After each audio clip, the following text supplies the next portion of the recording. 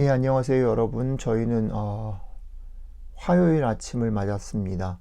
저희는 어제에 이어서 나사로의 죽음 앞에서 예수님과 대화를 나눈 마르다와 마리아의 모습에 대해서 이어서 묵상을 좀 해봤으면 좋겠습니다. 그러면 오늘 우리에게 주어진 본문 같이 먼저 읽어보겠습니다. 요한복음 11장 20절부터 32절 말씀입니다. 마르다는 예수께서 오신다는 말을 듣고서 맞으러 나가고 마리아는 집에 앉아 있었다. 마르다가 예수께 말하였다. 주님, 주님이 여기에 계셨더라면 내 오라버니가 죽지 않았을 것입니다. 그러나 나는 지금이라도 주께서 하나님께 구하시면 하나님께서 무엇이나 다 이루어 주실 줄 압니다. 예수께서 마르다에게 말씀하셨다. 너의 오라버니가 살아날 것이다. 마르다가 말하였다. 마지막 날 부활 때에 그가 다시 살아나리라는 것은 내가 압니다. 예수께서 마르다에게 말씀하셨다. 나는 부활이요 생명이니 나를 믿는 사람은 죽어도 살고 살아서 나를 믿는 사람은 영원히 죽지 않을 것이다. 네가 이것을 믿느냐?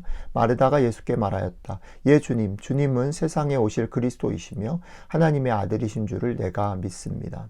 이렇게 말한 뒤에 마르다는 가서 자매 마리아를 불러서 선생님께서 와 계시는데 너를 부르신다 하고 가만히 말하였다. 이 말을 듣고 마리아는 급히 일어나서 예수께로 갔다. 예수께서는 아직 동네에 들어가지 않으시고 마르다가 예수를 맞이하던 곳에 그냥 계셨다. 집에서 마리아와 함께 있으면서 그를 위로해 주던 유대 사람들은 마리아가 급히 일어나서 나가는 것을 보고 무덤으로 가서 울려고 하는 것으로 생각하고 그를 따라갔다. 마리아는 예수께서 계신 곳으로 와서 예수를 뵙고 그 발 아래에 엎드려서 주님, 주님이 여기에 계셨더라면 내 오라버니가 죽지 않았을 것입니다. 라고 말하였다. 아멘. 오늘 우리가 읽은 성경 말씀의 사건 속에서 마르다와 마리아는 똑같은 얘기를 하죠. 주님이 여기 계셨다면 우리 오라버니가 죽지 않았을 것입니다. 라는 걸 말합니다. 이 말은 주님께서 병을 고쳐주실 분인 것을 확신하는 말이죠. 그러니까 주님이 나사로와 그 가족을 너무 사랑했다라는 말이 것을 믿었다는 말이기도 하고 또 하나는 주님이 병을 고칠 능력이 있다라는 것을 믿었다는 말이기도 합니다.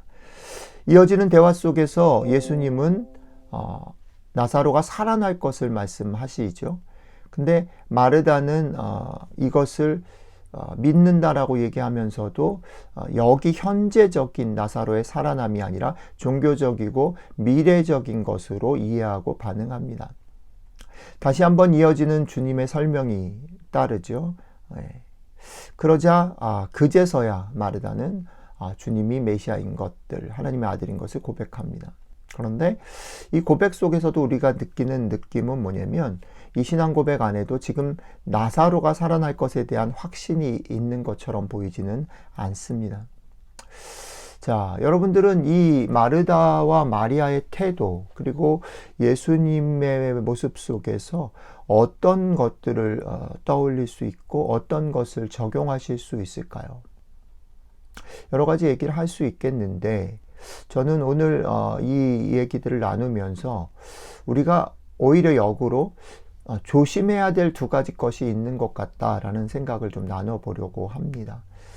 우리는 이 사건을 읽으면서 신앙에 익숙한 우리들은 쉽게 판단을 두 가지로 내리게 될 것 같아요. 첫째는 뭐냐면 마르다하고 마리아가 너무 답답하고 믿음이 없다라고 평가해 버릴 수 있는 그런 위험이 있어요. 어떻게 마리아와 마르다가 가장 주님의 사랑을 가까이서 받았는데 지금 예수님께서 나사로를 살리실 것을 믿지 못할까? 그것에 대해서 마르다 마리아가 믿음이 없다라고 생각을 해버릴 수 있습니다. 그런데 오늘 이야기를 소개하는 요한의 얘기를 따라가다 보면 예수님과 마르다가 계속 몇 번의 대화를 나누는 것 속에서 마르다가 조금씩 어떻게 보면 믿음의 진전된 고백을 하고 있다라는 것을 우리는 무시하면 안 된다 생각이 듭니다. 어쩌면 마르다는 자신이 경험한 것만큼 자신과 다 있는 것만큼 주님을 알았고 믿었을 것 같아요. 그럼에도 불구하고 지금 주님께서 자기 오빠를 죽은 지 나흘이 지난 자기 오빠를 살릴 것에 대해서는 여전히 확실하게 믿지 못한 그런 모습을 보이고 있다라고 할 때에 마르다가 가진 신앙이 어떻게 보면 평균, 상식적인 그런 것들보다는 조금 더 깊지만 그럼에도 불구하고 믿기 쉽지 않은 것, 나사로가 지금 살아나는 것을 믿는 것은 쉽지 않다라는 것을 우리가 놓치면 안 된다라는 겁니다. 자, 두 번째 우리가 좀 생각해 봤으면 좋겠다 싶은 건 뭐냐면, 그것을 넘어서 오늘 본문을 보면서 그러니까 예수님이면 죽은 자도 살리시는구나. 그러니까 우리는 예수님을 믿는다 할 때 주님이 죽은 자도 살리시는 주님을 믿고 항상 그 주님을 신뢰하고 따라야 된다라는 것을 놓치면 안 된다. 이렇게 적용을 해버리면 안 됩니다. 주님이 그런 능력을 가지신 분이라는 것을 요한이 말하는 건 분명히 사실입니다.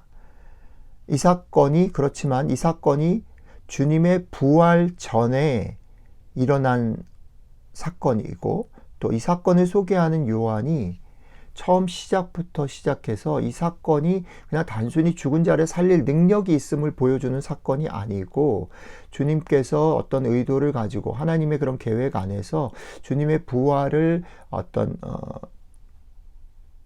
표적이라고 말했을 때 가르치고 있는 그것을 위해서 일어난 사건으로 소개하고 있다는 것을 기억할 필요가 있다라는 것이죠.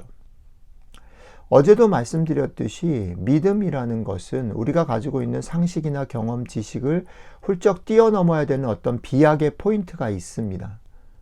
그렇죠? 그것을 뛰어넘지 못하면 믿음은 사실은 어떻게 보면 무용지물에 가깝습니다. 하지만 이 믿음의 비약, 믿음을 발휘하고 믿음대로 살아야 되는 그 비약이 우리 삶 속에 너무 쉽게 오용되거나 혹은 어떤 교회나 지도자의 권위에 의해서 강요되어서는 안 된다라는 겁니다. 죽은 사람을 살리신 이는 부활하신 주님에게만 적용되어야 하는 특별한 사건입니다. 그리고 그것은 자주 사용되어질 사건이 아니고 특별한 이례적인 사건일 뿐 아니라 그것이 적용되어질 때 그 권위는 오직 주님에게만 적용되어져야 된다는 사실을 우리가 마음에 담아야 합니다. 우리들의 삶 가운데 어쩌면 믿음으로라는 말로 그런 구절들 많이 사용되어지죠. 믿는 자 안에서 내가 능치 못함이 없느니라라든지, 이런 구절들을 사용하거나 믿음을 사용할 때 우리가 조심해야 되는 것은 그런 믿음의 최종적인 권위나 믿음을 발휘해야 될 비약의 그런 자리는 자주 그냥 쉽게 사용되어져야 되는 것이 아니고 우리 주님에게만 맞춰져서 아주 조심스럽게 사용되어져야 한다는 거죠. 여러분들의 삶 속에서 오늘 하루 여러 가지 믿음의 도전들이 와질 수 있고, 또 여러 가지 분위기 속에서 믿음으로 용기를 내야 되는 게 아닐까라고 생각되어지는 일들이 있을 수 있습니다. 그런데 특별히 그것 속에서 여러분들의 속한 공동체나 지도자가 그것들을 요구하거나 강요하는 그런 상황이 벌어질 때는 거절하십시오. 노하십시오. 그리고 여러분들 속에도 그런 마음들이 들 때 한번 다시 들여다보시고, 이게 정말 주님이 나에게 요구하시는 주님의 권위를 위한 것인가? 내가 정말 믿음의 비약을 해야 되는 것인가? 돌아보고 그것들을 결정하고 실천하는 그런 삶들이, 조심스러움이 필요하다라는 생각입니다. 여러분들의 삶 가운데 이 조심스러움이 절대 믿음의 없음과 동일시되지 않았으면 좋겠고, 그런 조심스러움 가운데 여러분들이 믿음을 실천할 때 하나님의 은혜들을 경험하신 하루가 되시기를 축복합니다. 기도하겠습니다.